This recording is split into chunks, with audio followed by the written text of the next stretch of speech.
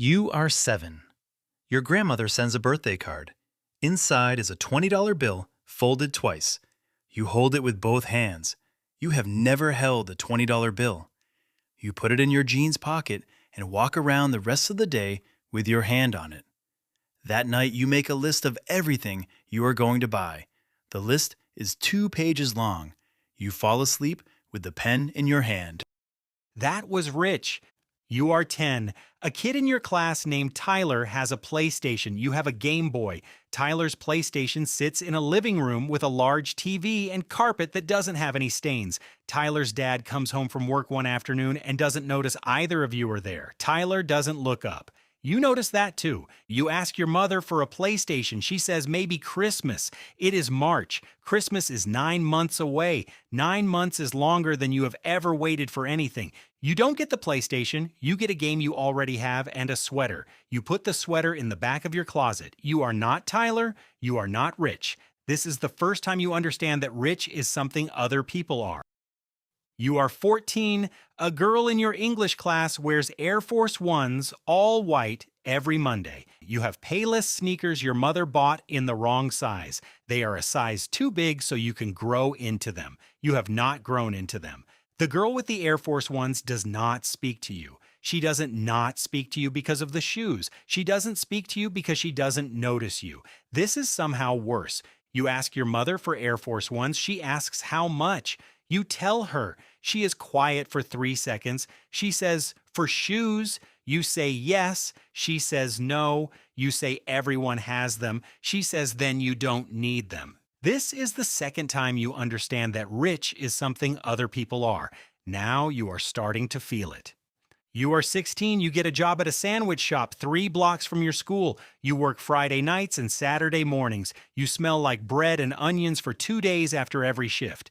On the 3rd Friday, the manager hands you an envelope. You open it in the parking lot before you get in your mother's car. $127. You have earned $127. Nobody gave this to you. You sit in the passenger seat. You do not show your mother the envelope. You hold it in your lap the whole way home. That night, you put $100 in a drawer and keep $27 for yourself. That was rich. The $127 is not money. The $127 is proof that you can turn hours into currency.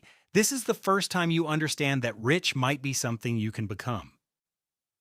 You are 19. You are in college. Your meal plan ran out 3 weeks into the semester. You are eating ramen and whatever is left in the dining hall at 9 p.m. before they close. Your roommate's parents send a package every 2 weeks. It has dried fruit and protein bars and a $50 Target gift card. Your roommate shares everything. On a Tuesday in November, your uncle sends $200 with no explanation.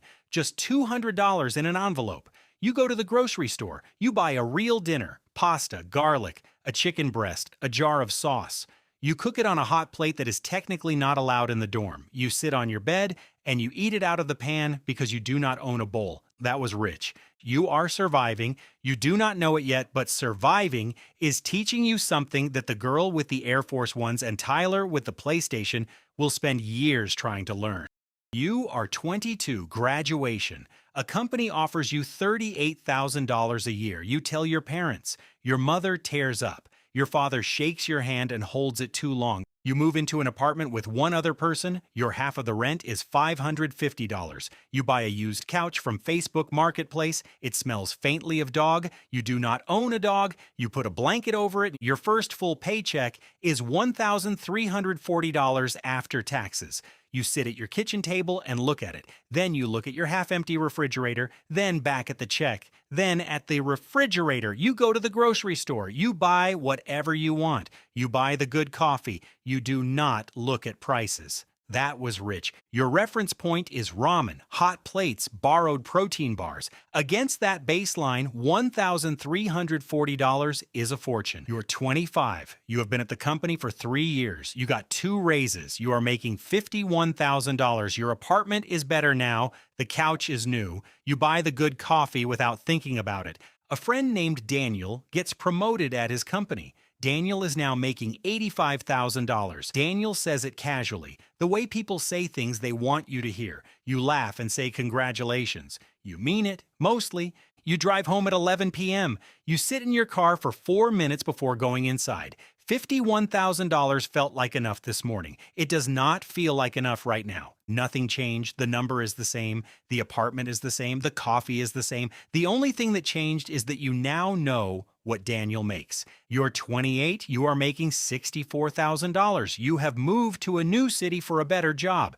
The new city is more expensive than the old one. Your rent is $1,400. Your car payment is $310. Your student loan is $290. You eat out 3 times a week because you are tired after work and the grocery store is across town. At the end of every month, $200 goes to savings. Sometimes $100, sometimes nothing. You make more money than your parents made when you were 10. You do not feel rich. You feel like you're running to stay in the same place. That night, you look at your bank account. Checking $1,100. Savings $4,400. The number feels wrong for someone who works as hard as you do. You are not behind, but you cannot see that yet. You are 31. You have been putting $400 a month into a retirement account for 4 years. Your company matches 3%. You did not understand what this meant when you signed the paperwork. You picked funds without knowing what they were. You mostly forgot about it. A Thursday in January, you log in to check. The account is at $31,000. You stare at the screen. You did not put $31,000 in. You put in less. The market did the rest. You read the number 3 times. You sit back in your chair, not because $31,000 is a large number, because you built it without noticing, because it happened in the background while you were living. This is the first time you understand that wealth is something that can grow quietly while you are looking away. You close the tab. You do not tell anyone. You are 34. You make $82,000. You bought a house 2 years ago. The mortgage is $1,650. The house needed a new water heater 6 months in, $900. The roof has a section your inspector marked as aging. You have been watching a water stain on the ceiling in the second bedroom for 3 weeks. A coworker buys a new car, a nice one. You see it in the parking lot and feel something you're not proud of, not quite jealousy. Something quieter and more embarrassing, something like hunger. You make $82,000 a year. You own a house. You have savings. You feel like you are behind. You're 38. You have $110,000 in your retirement account. You have $22,000 in savings. Your mortgage has 4 years left on it at the current extra payment rate. By any measure, you are doing well. Your brother-in-law mentions over dinner that he and his wife have $400,000 saved. He does not say it to be cruel. He says it because someone asked. You calculate the gap on the drive home without meaning to. $266,000. You do not say this out loud. Your partner is talking about something else. You say in the right places. You are 42. Something happens that you cannot fully explain. You stop tracking what other people have. Not a decision, not a resolution on January 1st. Somewhere between 38 and 42, the hunger just starts to quiet. Maybe it was your father's health scare. Maybe it was a conversation you had with an older man at work named Phil who had more money than anyone you knew and described his 50s as the loneliest decade of his life. Maybe you just got tired. You start noticing different things. You notice that you sleep well. You notice that you like your work. You notice that your partner laughs every day. You notice that you haven't thought about your brother-in-law's $400,000 in 4 months. This is not contentment. You still want more, but the wanting has changed shape. You are 47. You put the last payment into your children's college fund. You close the laptop. You sit at the kitchen table. It is 7 in the morning. The house is quiet. Your parents could not do this for you. You remember opening that dining hall 20 minutes before close to eat what was left. You remember the $127 in the envelope. You remember holding the $20 bill in both hands. Your children will not have those memories. You do not know if this is a gift or something else. You decide it is a gift. You are 52. The final mortgage payment comes out of your account on a Tuesday. You have been paying this mortgage for 19 years. The first payment was made when you were 33, when the house felt enormous and the payments felt impossible and the water stain was threatening to come back.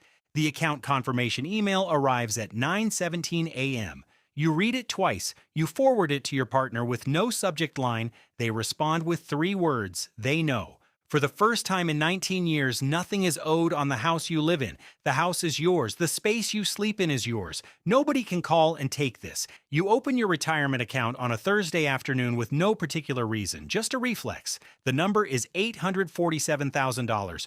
You read it once. You do not read it again. You put your phone face down on your desk. You look out the window for a minute. You think about your parents. You think about what they had. You think about that sandwich shop and the $127 check and the smell of onions you could not wash out of your hair. $847,000. Your parents never had that. Your grandparents never had that.